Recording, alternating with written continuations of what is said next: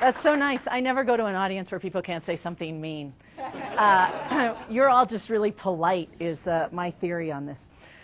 So my job is really just to open this discussion of innovation. So I thought what I would tell you is innovation is very important. Any questions?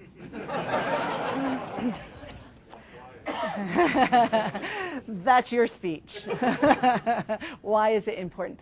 In Colorado, we actually think innovation is in our DNA, and I'm going to really focus on the culture of innovation, how I think we reinforce it and create it in Colorado, where we're seeing it, and then I will also highlight a couple places where I think we're not doing so great. Because I think part of our job to be successful is to be able to acknowledge where we're probably weak as well, and I think there's some real weaknesses in innovation. But let's start with the strengths.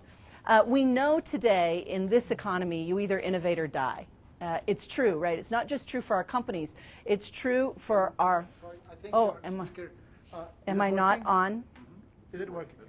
You're good? Yeah, this does not have a big PA system. It's really, I'm just speaking just to the cameraman. The rest of you are props for this entire experience. But the country recognizes us as a hub for innovation, right? You can't go anywhere where people don't talk about what's happening in Colorado and how creative and thoughtful we are, and maybe most importantly that we're attracting the youngest, most innovative generation of our time, of all of our lives, and the largest generation of all of our lives, those millennials, and they do matter for us. And I'll talk a little more about them later. But I think it's not just by accident, right? We're a little bit lucky. We got the mountains and the sunshine. The Chamber of Commerce takes credit for those things. But if I'm really honest, right, that's the luck part of the quality of life we deliver. But it wasn't just luck that's creating the perfect confluence of what's happening in Colorado. We've had a number of things happen that were very strategic. So investments, certain investments were made that I think have positioned us to be in the place we're in. The investment in our airport was probably one of the #1 for the state of Colorado and even beyond our state in terms of investment. Our fast track system, the vision that said we really have to have a connected region, and especially for this next generation to see value here. Investments in the federal labs we have in Colorado. We don't talk a lot about this, but those federal labs really matter in terms of attraction and then the public and private sector cooperation that they invite and the innovation that they help drive for our state. Our economy has certainly helped us, right? It's much more diverse. How many of you were here in the 80s? I moved here in 1985. Is that the funniest thing you ever heard? I think what I must have done is graduated from college and said, where could I move that has the worst possible economy in the entire country? And you would have said, you should go to Denver. It worked a little different than that, but it still brought me here.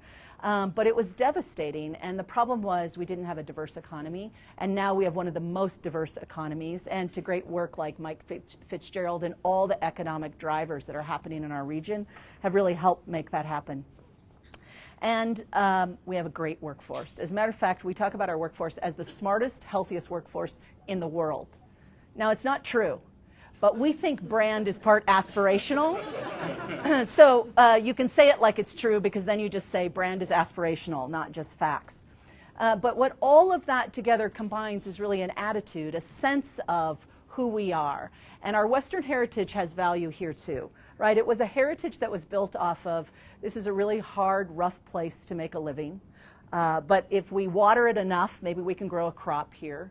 Maybe we can survive the winter if we pull together and work together as a community in a region.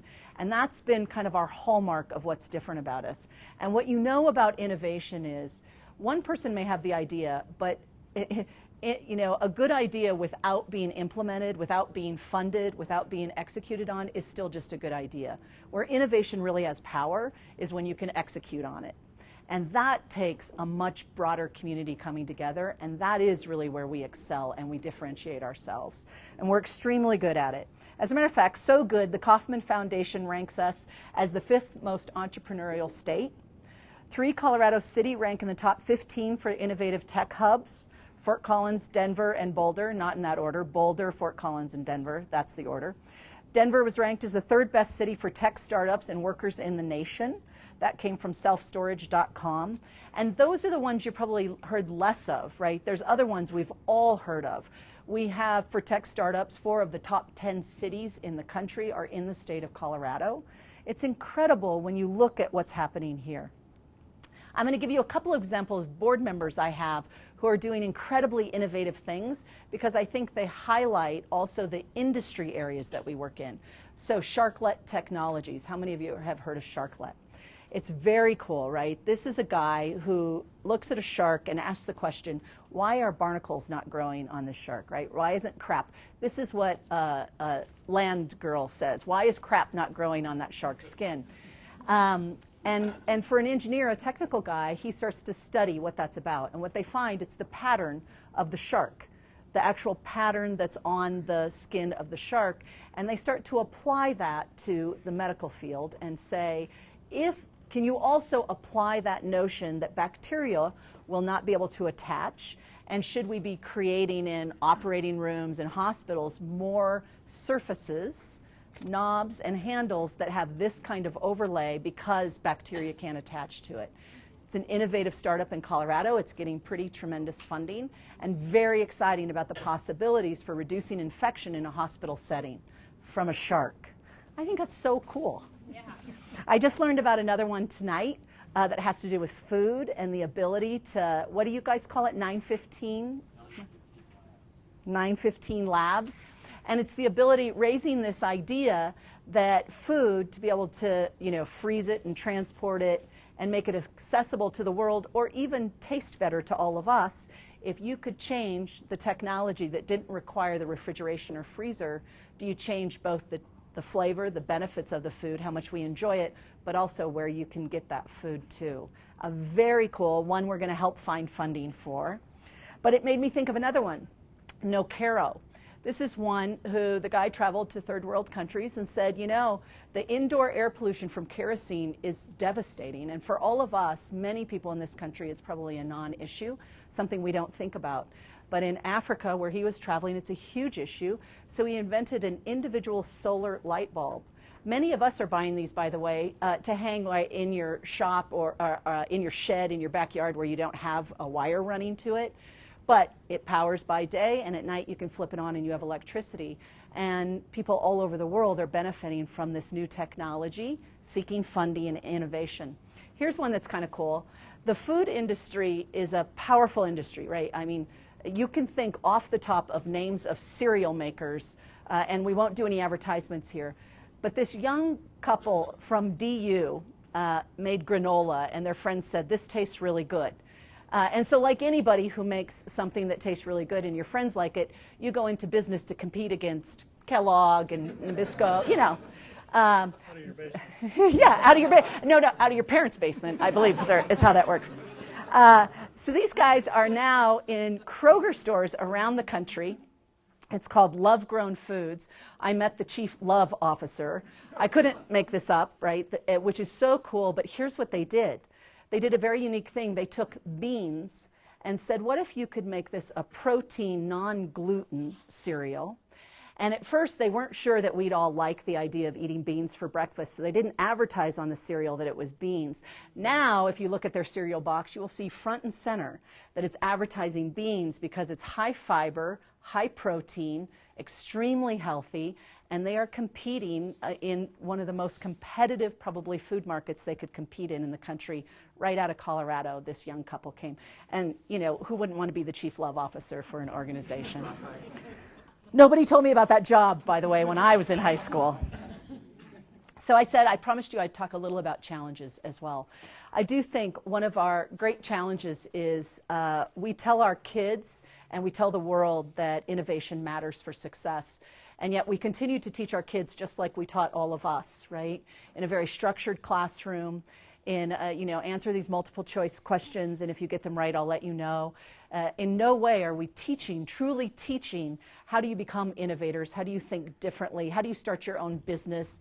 As a matter of fact, what we've told our kids is there's one route to success, and it's a 4-year degree or more.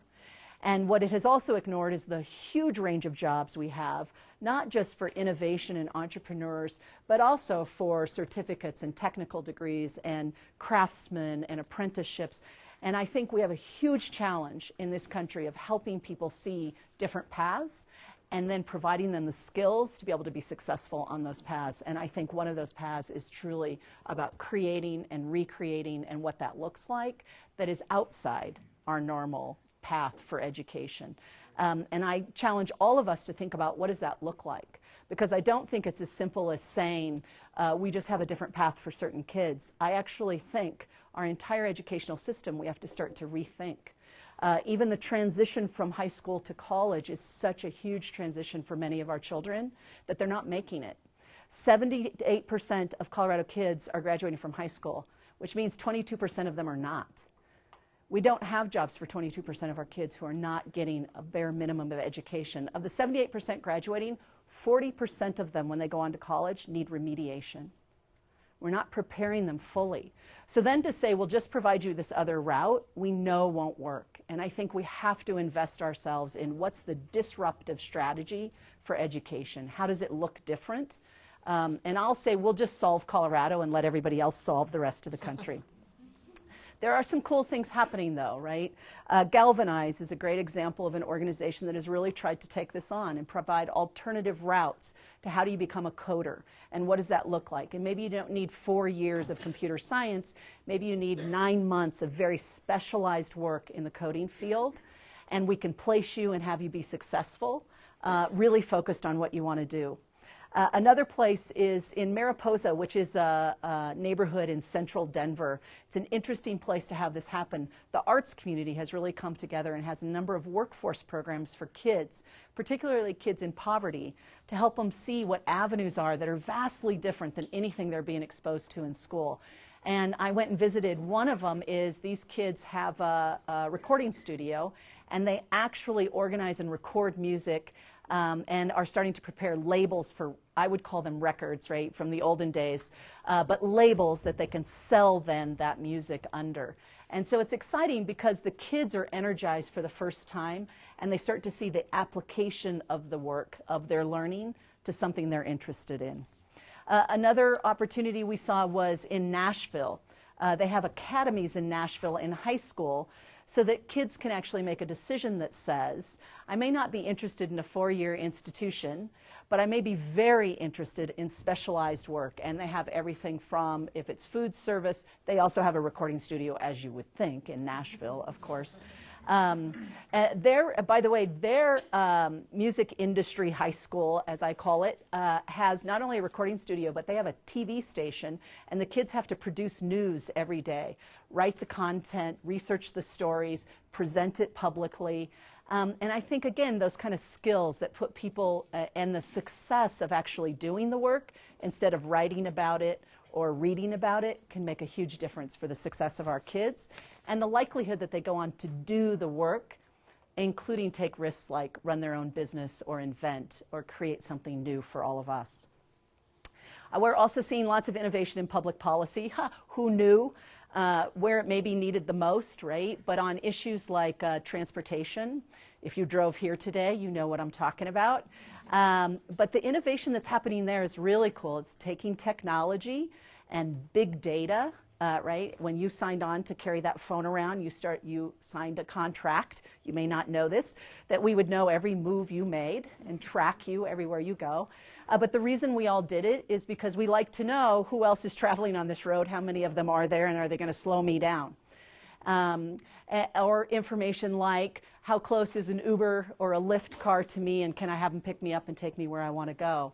And so we know that it's changing transportation habits. As a matter of fact, one of the interesting habits that's changing is the car-to-go, the Ubers and Lyfts, the B-cycles are causing more people to take alternative transportation into work because they feel like there's always an option for them if they can't get home, right? If you ride your bike in, I can still Uber or Lyft or do some alternative home if it's raining, which it very well could be later today if you rode your bike here.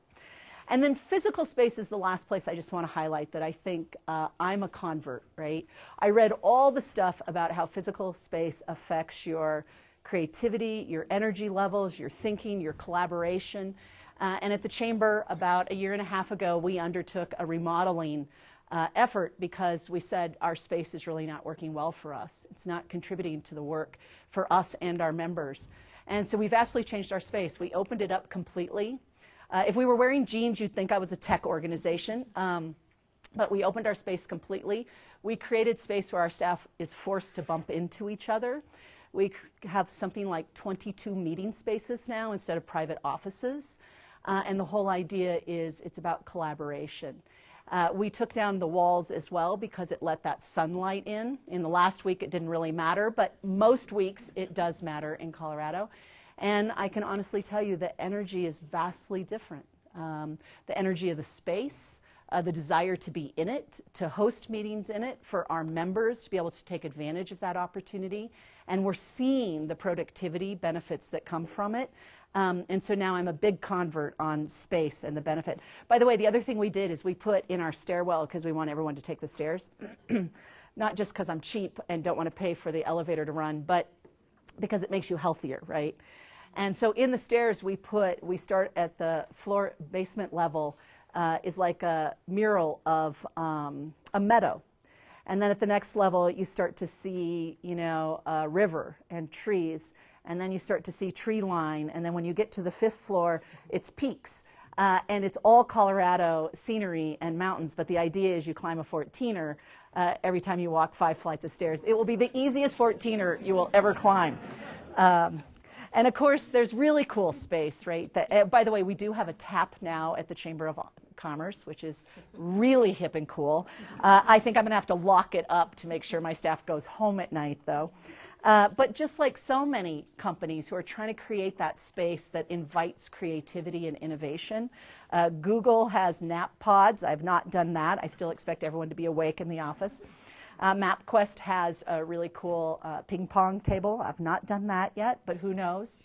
Who knows, Ruby? It could be coming someday. You can come back and play ping pong. I'll call you out. If you're ever an employee and you work for me and leave me, I will call you out in a meeting to highlight that you've left me.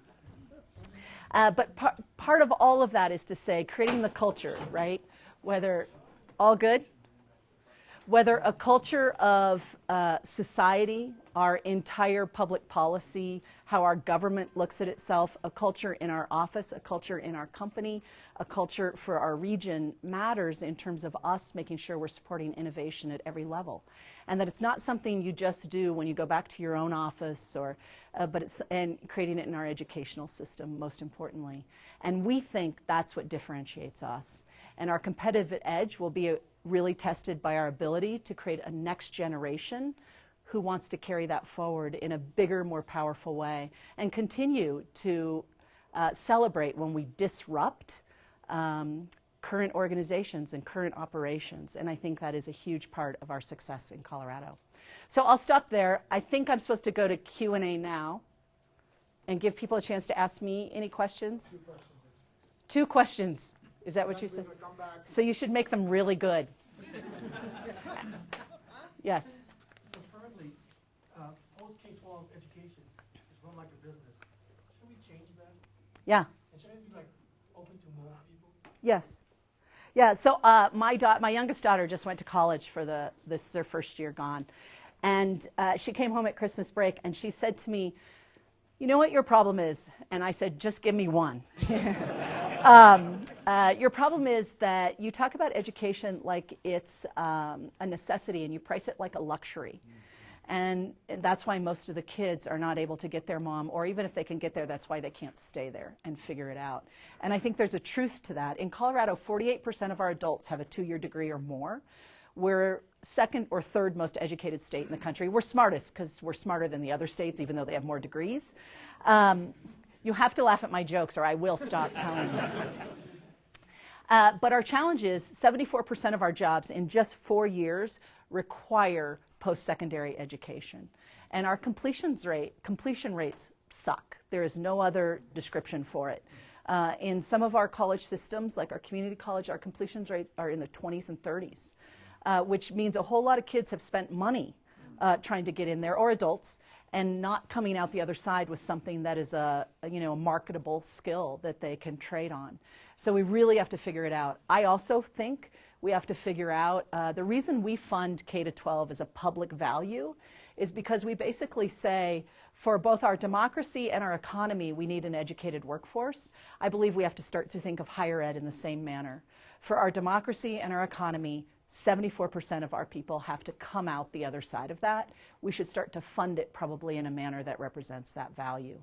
But I think, and that doesn't even get into that operationally, I'm not sure higher ed's nailing, right? Sitting in a classroom and learning from a book is probably not nailing what we need fully in the future. Yes, we still need some of those, but probably not to the degree that we're delivering them.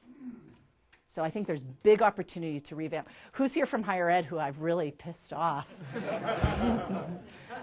Yes. The Gaylord Hotel project, the Denver Business Journal ran a not so complimentary article about that recently. Yeah. And light rail from downtown out there. Can you comment about that? Yeah. So the Gaylord project specific, are you all familiar with what is being described? Bless you. So this is a large development in Aurora that received both public funding from the city of Aurora and state funding through a regional tourism act through the state of Colorado. And there's been controversy around, there's a number of projects, by the way, that got this RTA, Regional Tourism Act money around the state of Colorado, and many of them have had controversy about, you know, is it a good way to spend public money? Is it a bad way to spend public money? On Gaylord specifically, our big concern with the project, we're not involved in the project, we didn't oversee the finances or recommend, but two big concerns. One is that each jurisdiction in the state of Colorado has the right to decide where it invests and puts its money, and we really defend the right for jurisdictions to make those decisions. And so that's really where we've come to that defense. And secondly, and I think this is really the issue of Gaylord, is that it is so important for our region to respect and work together on issues. And I think if I had to pick an issue that I feel is dividing and hurting long-term success, it would be that issue. And that our goal is to bring parties back to resolution, and we think working it out through the legislature or in the media is not the productive way to get parties back to resolving and moving forward. And so it feels more destructive than it's been productive, and we're struggling a little with at the chamber and our EDC, how do we help make it productive again, but really trying to make sure we don't have it devolve further has been the primary goal right now. But unfortunate. Light rail to DIA, is that actually going to happen? Yeah, it is. It'll open in about a year. Critical, right?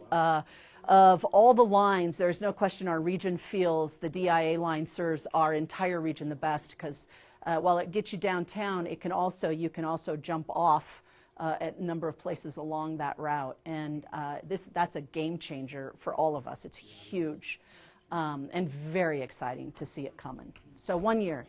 And you too can take the train to DIA. And plus parking out there is so expensive. Okay. We'll have another chance to ask questions about if you can just keep going along. Oh, more questions or sit down? Well, no, it's time. Back on the stage. Yes, that sounds good. I'm introducing Vic now. So you all know Vic Ahmed.